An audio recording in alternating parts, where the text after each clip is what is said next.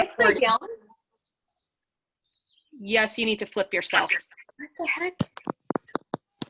It always does that. Okay.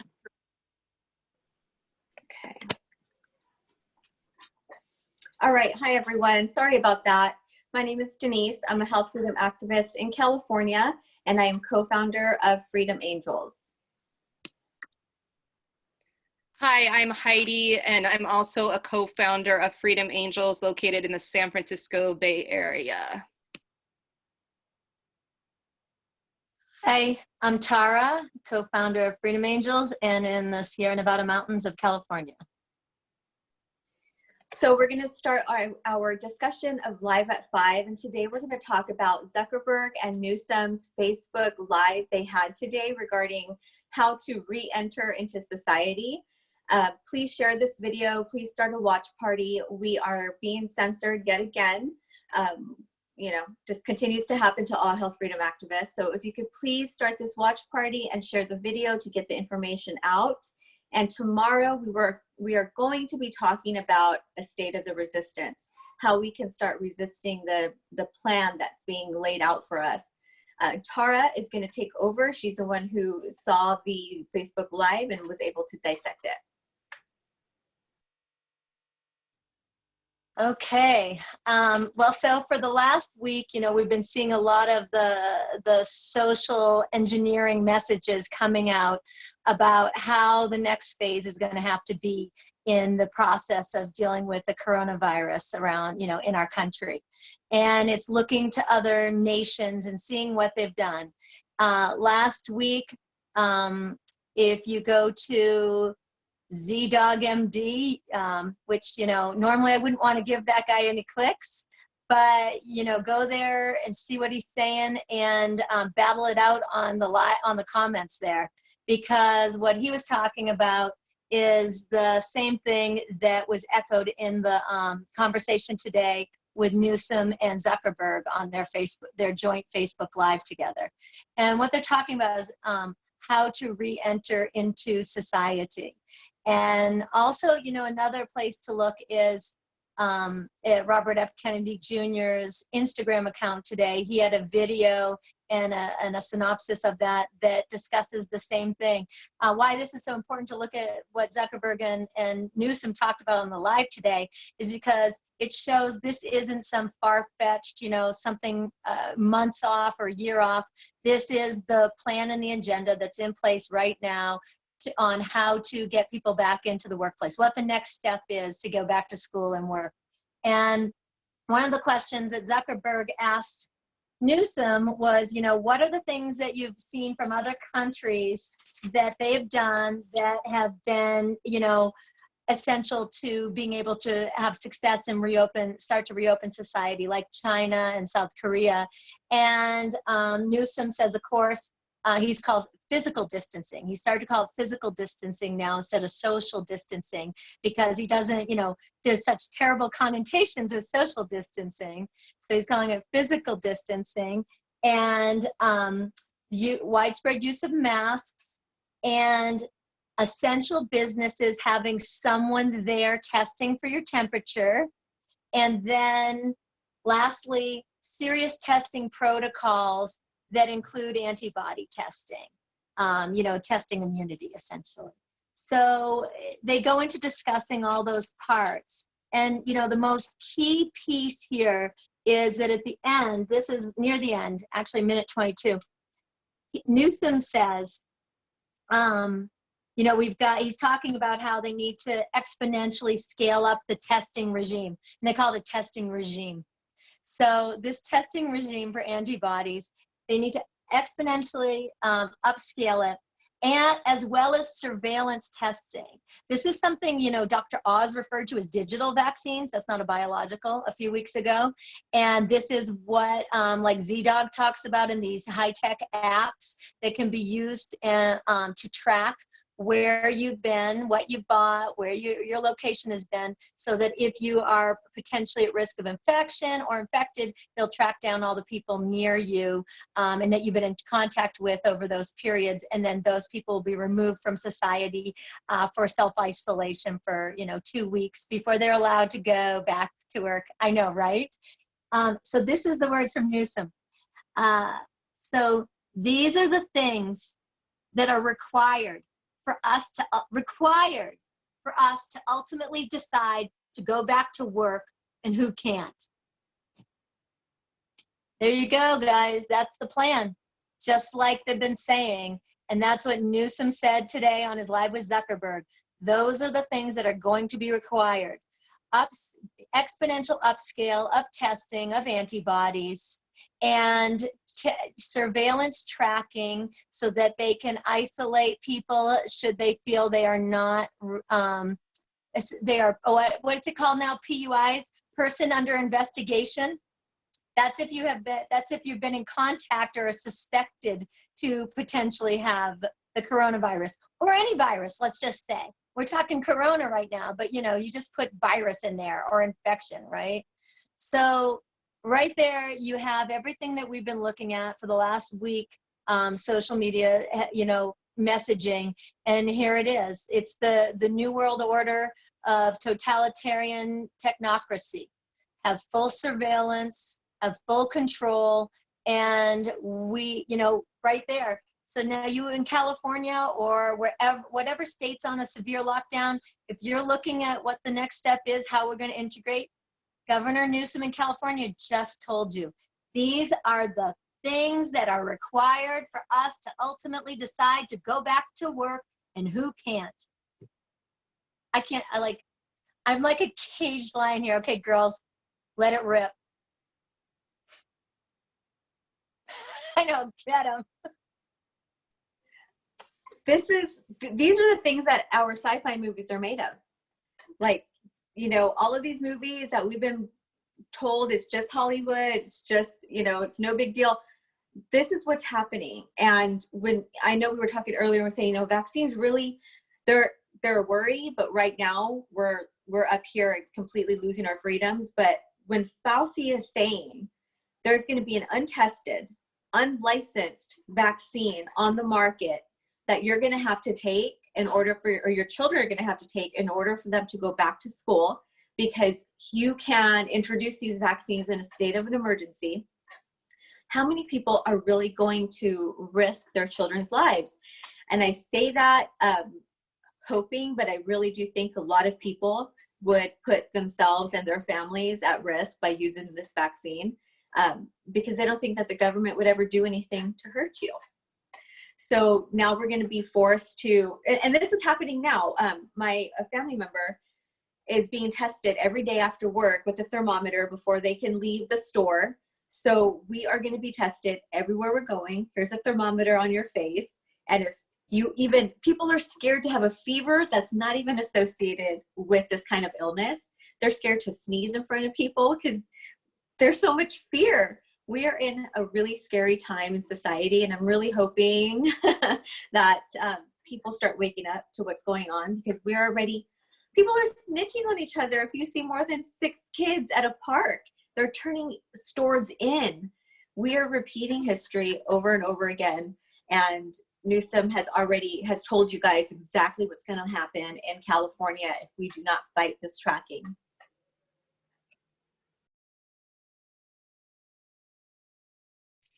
Yeah, I'll just add some of my recent experience here in the Bay Area. I was pretty well prepped, and I had to make a run to the store yesterday. The farmer's market is where I chose to be. I was floored. They're allowing the farmer's market to happen, but they are now roping off the food. You can no longer touch the food. Again, guys, we have crossed a serious line. Now, I get it. We talk to the vendors to figure out what is going on. This is out of control. And they said, this is my problem. my farmhands are so terrified of the virus that they won't touch the food if they know you're touching the food, and I've got to keep my farm going. Well, I get it. You know what I mean? I'm not here to shut down farms. Of any time, this is when we need farms to be operating. But this is just showing the depths of this psychological warfare that is going on right now. And it is the seed of doubt that is more dangerous than anything else that they have implanted at this point. It's the seed of doubt and distrust of your fellow American, your fellow human being, that now it is so ingrained in our psyche, in our sleep. They're probably broadcasting frequencies about this. I know they can do that. That's a whole nother realm we could go into, but it's everywhere. I mean, the conditioning that's happening everywhere you go. There's a sign that says, stay 6 feet away. They're taking away the open spaces from people. Why nobody is understanding the science that sunlight and movement is so essential for our immune systems. I mean, guys, let's just go to our cars. So right now, I don't know how many of you guys are driving or not driving, but what happens to a car when you just let it sit in the driveway? Because we're supposed to, we got to be staying at home. What happens to the car? It seizes up, it stops working, the battery drains. Well, if that's happening to our car, folks, what is happening to our bodies? So this is a humongous problem that Americans have been controlled in their minds, so much so that they can't even use common sense anymore. That's basically where I'm at in this issue. And clearly we have bigger issues with what Tara just discovered hours ago from our state's governor. Lucky us.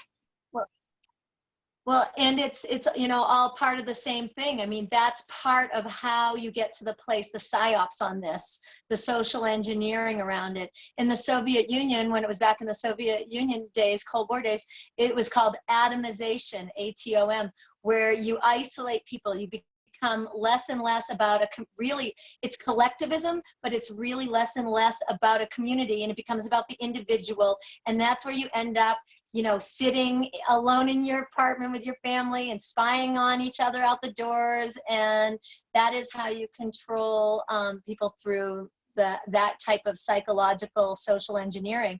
That's that isolation and the fear that drives people to accept this. And tomorrow when we talk about what does the resistance to this look like, we'll recap this, but there is one single defining piece to this resistance, and that is to get your heart, mind, and soul right on where you're going to stand and where you're going to draw your line and where you will refuse to comply and where you say, no, we will not accept that type of mass testing, and we will not accept that paradigm. We will not accept that to get back into society and get it running, that we have to be tested and that we have to be tracked. No way. That's the line. That's the hard line to draw. I mean, that's the single most important thing we can all do. Once you decide where you fall on that level of what you're going to accept, what future you're going to choose, then we got to all fight for it. And that starts with the conversations in your family and in your neighbors and to the people you work with. You can do them through social media and phone calls. You can do them whatever way you need to right now. But that's the battleground that we are going to be all fighting on. Right now, we're fighting it because we're fighting the psychology around what's going to allow it. And Heidi, you talked about open spaces. Newsom brought that up. They brought a question up. Zuckerberg asked, about the parks, closing the 280 state parks and And they said they've done a soft closure now, and they're going to move to a hard closure. And the reason they had to go for a soft closure is because there's single track trails. And so single trails are not following the proper social and physical distancing required. I mean, the logic behind that we can't walk in public spaces in public land on single track trails and be trusted to walk around each other. And is just, again, the wrong mentality on that. And then there's one other thing I wanted to bring up from that. And that whole live, the whole time they were talking about all the things that the new call to order from the governor of California today was, we need more personnel. We need more personnel helping out in the hospital. Right now, he's saying we're good with the beds. We're good with the protective gear. He said that, good with protective gear. And we're doing better now with ventilators, but we need more personnel. There was no talk about therapeutics, like what's being done to successfully treat people. And there was no talk on, and the one thing he said, let me get the quote on this. This is something pretty incredible. The one treatment we know that works is ventilators. Ventilators aren't a treatment. Ventilators are like when you're in the final crisis stage. That's not therapeutics. That's not innate health. That's not hygiene. That's not early treatments. That's not supportive treatments. That's not therapeutic treatments. And that's what he said. The one treatment we know that works is ventilators. And no discussion of all these other key pieces. So, there's one other thing that I'd love to talk about too, is that we haven't been discussing. We were going to discuss it a little, I think, about birth moms going into birth and such, and how we were talking about earlier, PUIs, person under investigation.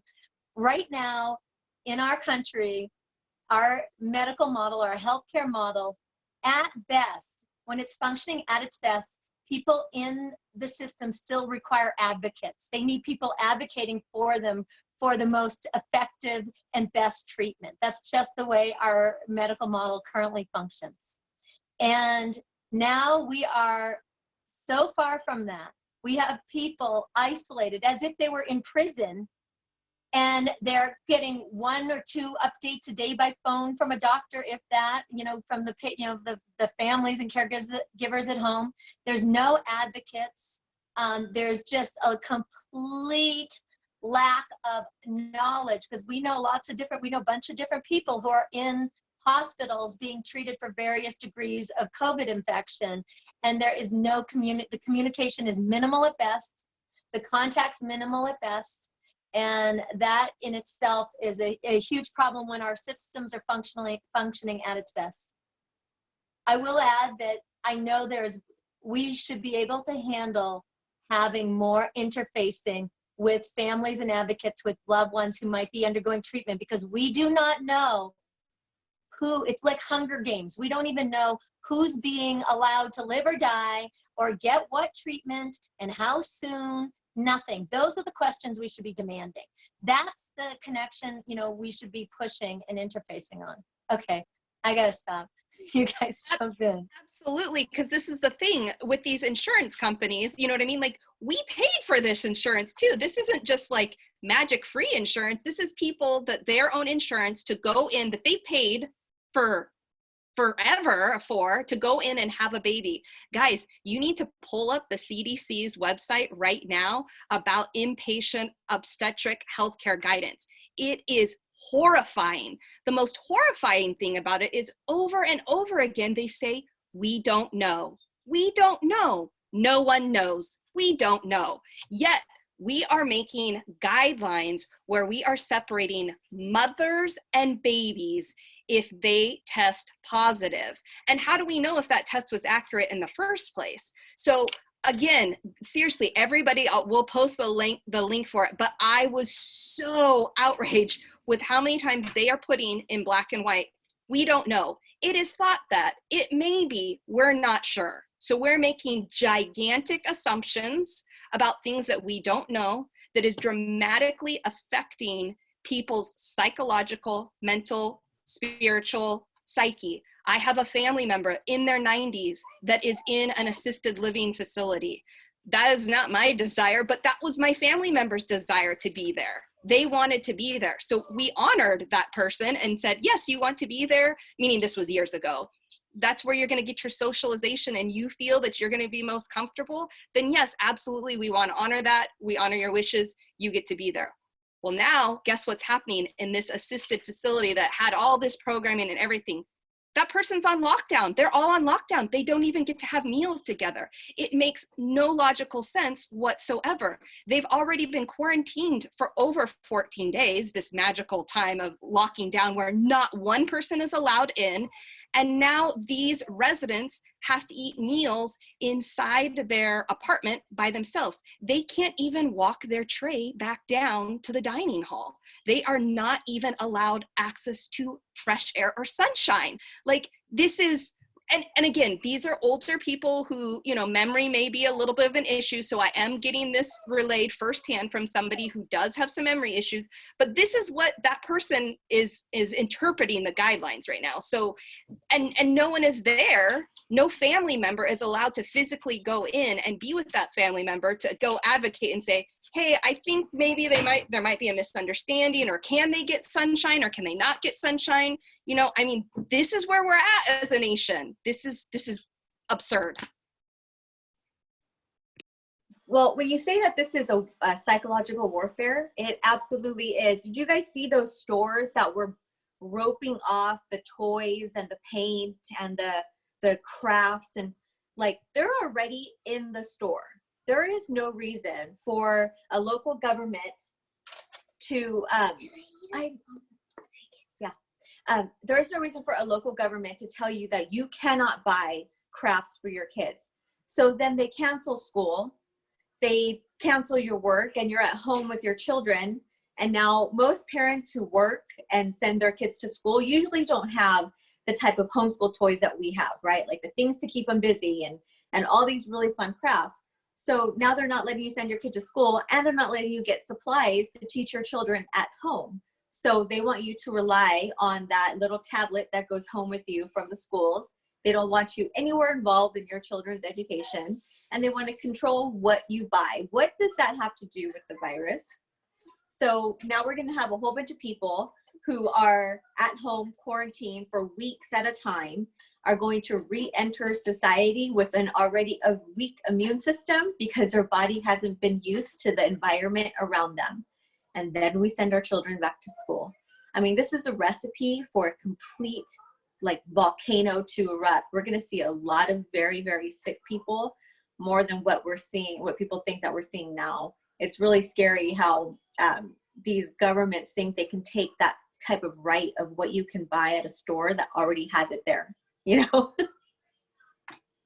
Well, and that's such an interesting thing, because there's so much to that type of control, and it starts even a step back in the determining of what is essential and what is non-essential, because they shut down stores that sold jewelry or toys and are putting these small businesses that sell those out of business. And then part of their justification for blocking off those aisles of not being able to sell toys and jewelry at your local hardware store is because it's not fair to the other businesses. And it's like, well, yes, actually, you're right. None of it is actually fair or constitutional. Or this is, you know, there's the constitutionality on like unequal protection here is just insane. The amount, you know, and then when you look even further, you can see in it's one of the places we'll talk about more tomorrow on this pushback is who are the cast of characters making these decisions and these assumptions. And what you see is public health officers, you see mayors, governors, emergency services, you know, offices of emergency services, and sheriffs, and then the president. But at the state and county level, it's this it's this constant interplay going back and forth. Like, for example, in Arizona, the governor's been a little more broad on what has been deemed essential and non-essential. So some of the things that he's left open are golf courses and some salons, beauty salons, if they follow certain hygienic and distancing guidelines. And you have mayors in various parts of the state fighting back, asking for total lockdown. And, you know, they're lining up and positioning in these battles. So these are the places we can talk about where we can be supportive of, you know, policies where people are trying to hold the line and fight back for more liberties and less restrictions and more common sense and more therapeutics and such, in places where we can like work at the local level and state level on this, like really start to focus in on where to do that.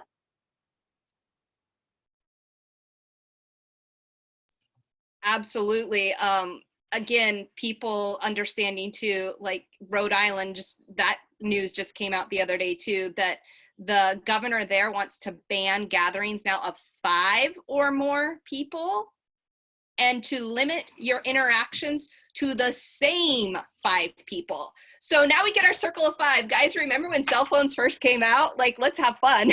Remember those days? I remember it was, what was it? The little orange one. Anyways, you got your circle of 5 and you were able to call and talk and you got your extra minutes.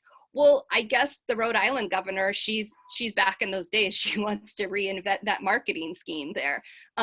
So I'm blown away by the level that this has gone, and that Americans just continue, a vast majority, continue to think, no, this is the way forward. Yes, whatever you say, we will do. So yeah, we're down to 5 people, and it's got to be the same 5 people. I mean, where these magic math figures get pulled out of people's you-know-what, I mean, I don't know. I really don't know. It's getting so bad. There was a video of a neighborhood party. It was a birthday party, and a bunch of people got together, and the way they locked them down for being more than 10 people, you had people calling in to this number to complain about a house having more than 10 people. And then you have what looked like the SWAT team coming after you with helicopters. I mean, people are scared of the virus, which this is a real virus. Real people are getting sick. Real people are dying from this. But to have that kind of military presence showing up to a birthday party scares me more. We are going to be in our area of 5 people in our designated space and able to leave when we're told we can leave. And we need to start, like Tara says, working on a local level. I know tomorrow we're going to be talking how to resist what's going on, but these are things that you can do now. Is, what we said, contact your sheriff's office. They are going to be your best friends. They are someone that I've been in constant contact with my sheriff's office, and their position hasn't changed.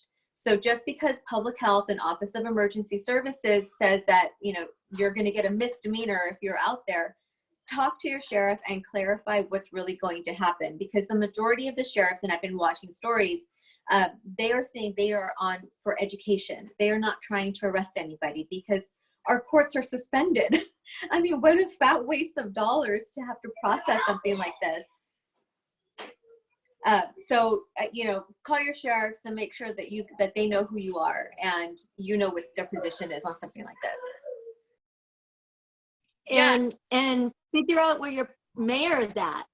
Find out where your mayor is at and start pushing back, either supporting your mayor or pushing back whatever position they're holding, because they're playing key roles in this. And as is public health. I mean, there is state public health officers, but there's also county public health officers. Get into communication with them right now and let them know what you're not comfortable with. You will not be part of any forced testing or tracking or surveillance tracking or any of that to go back into daily life to get functioning. So those are really the key places to start pushing back. Absolutely, I agree.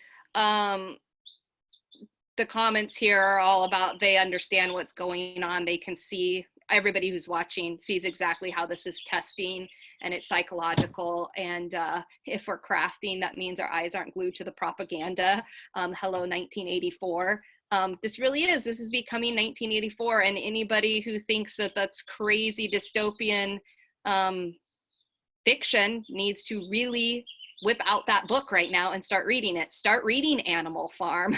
We're living 12 Monkeys. We're living Animal Farm. We are living 1984. This is real. I'm I'm floored with what Tara found today, and obviously I'm going to go watch that live now. I've been completely off social media all day long, and obviously we know how important it is to stay grounded, guys, by doing whatever it is to refill your cup. We are at 30 minutes right now, and I do want to really honor that. So Denise and Tara, wrapping up, do you have anything else to say? Yeah, we'll add the links to Newsom's Facebook Live with Zuckerberg, and that one in particular, one of the ZDogg videos, and maybe the video that Bobby posted today on Instagram. But also I wanted to say that one of the things that Newsom and Zuckerberg talked about was saying, Newsom said, you know, I've been seeing a little more traffic on my drive into work, and I'm sure, Mark Zuckerberg, you've been seeing, what did he say? You know, that you're seeing it from your Facebook data. That was his quote. And you're seeing it from your Facebook data that there's a little less physical distancing than there should be. And so maybe we're going to have to move into, what did he say? Call it, you know, making some decisions for all non-essential travel on the roads. So look to that as well. Oh, he said that. Oh, because I heard that today from another business, from a business side, a business source, that they see borders about to be shut down. And obviously Rhode Island is going door to door. It was reported that they're going door to door to kick New Yorkers out. So, so yeah, I mean, they're setting the stage. They're setting the stage. And it includes like, and I know from someone in Italy who's living there, and then also reiterated in that video that RFKJr posted today on his IG, is that travel is being restricted in vehicles to non-essential, and then literally having to write daily logs about where you're going and what you're doing, and temperature taking.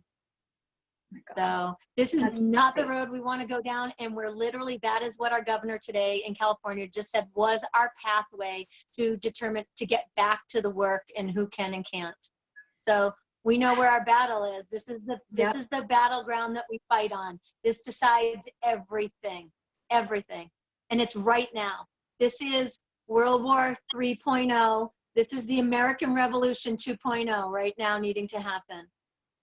Yeah. All right, guys. so we're going to keep it at, we try to keep it at 30 minutes so you don't miss anything. We want to make sure that we honor that, like Heidi said. So we'll be taking more questions tomorrow. Tomorrow again at 5 o'clock, we will be live, and we're going to talk about how you can resist the tracking. We need to stay human. So I will talk to you guys tomorrow, and we'll see you guys live at 5.